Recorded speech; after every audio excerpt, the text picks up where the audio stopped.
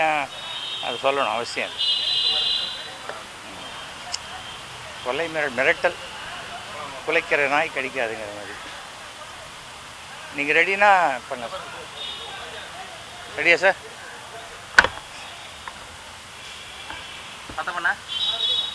எல்லாருக்கும் வணக்கம். கடந்த 26ஆம் தேதி என்னுடைய பிறந்த நாள். அந்த பிறந்த நாள் அன்னைக்கு பாஜகவுடைய மாநில தலைவர் திரு அண்ணாமலை அவர்கள் அந்த சவுக்கடி சந்திரகாந்தா சீன் ஒன்று அரங்கேற்றம் பண்ணார். அது இதை போன்ற ஒரு கோமாளித்தனத்தை தமிழக அரசியலிலோ இல்லை இந்திய அரசியலிலோ யாருமே பார்த்துருக்க முடியாது. ஒரு பிரச்சனை, அந்த பிரச்சனைக்கு தீர்வு காணுவதற்கு முயற்சி செய்ய வேண்டுமே தவிர அதுக்கு நான் பொறுப்பேற்றுக்கிறேன் அப்படின்னு சொல்லி நான் சவுக்கால் அடிச்சுக்கிறேன் அப்படிங்கிறது ஒரு கோமாளித்தனம். அவர் ஒன்றும் தமிழ்நாட்டு டிஜிபியோ இல்லை சென்னை கமிஷனரோ கிடையாது. அவர் எதுக்கு அந்த பொறுப்பை ஏற்றுக்கணும்? ஒருவேளை அந்த குற்றவாளி அவருக்கு உறவா, இல்லை அவருக்கு தெரிஞ்சவங்களா, இல்லை ஒருவேளை அவர் இந்த குற்றம் தண்டிக்கப்பட்டோடனே அவரை பிஜேபியில் எடுத்துக்கலாம். ஏன்னா ஏற்கனவே 261 கிரிமினல்ஸ் இருக்காங்க. சரி, 262 சேர்த்துக்கலாம் அப்படின்னு இருக்கலாம். ஆனால் ஒரு விமர்சனம் என்பது யாருக்கும் உண்டான உரிமை. அது தரம் தாழ்ந்து விமர்சிக்காமல் எல்லாம் விமர்சிக்கலாம்.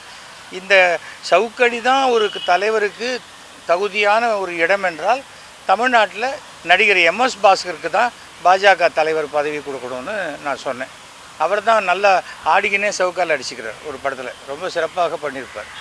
இதை என்ன பண்ணிட்டாங்க, என்னுடைய செல் நம்பரை கொஞ்சம் அளவு கடந்த அண்ணாமலை அடிமை யாரோ 2-3 பேர் என்ன பண்ணிட்டாங்க, இதுதான் எஸ்வி சேகர் நம்பர், அவரை கொஞ்சம் பக்குவமாக செஞ்சு விட்டுருங்க அப்படின்னு போடுறாங்க.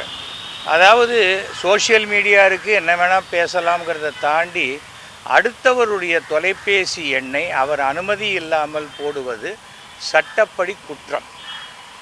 கொஞ்சம் ஆத்திரத்தில் புத்தி பேதலிக்கும் போது தவறுகள் நடப்பது சகஜமான ஒரு விஷயம். அதுக்கு பிறகு பார்த்தா எனக்கு சாதாரணமாகவே ஒரு நாளைக்கு 100-200 கால்ஸ் வரும். இதுக்கப்புறம் 1000, 2000, 3000ன்னு கால்ஸ் வருது. வாட்ஸ்அப்பில் வருது, இதில் வருது, வந்துக்கிட்டு இருக்கு. நமக்கு ரெகுலரான கால்ஸ் அட்டன் பண்ணவே முடியாத அளவுக்கு ஆயிடுச்சு.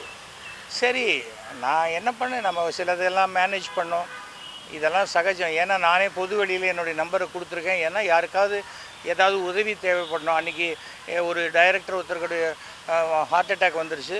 எனக்கு ஃபோன் பண்ணி அவங்க ஒய்ஃப் சொன்னாங்க.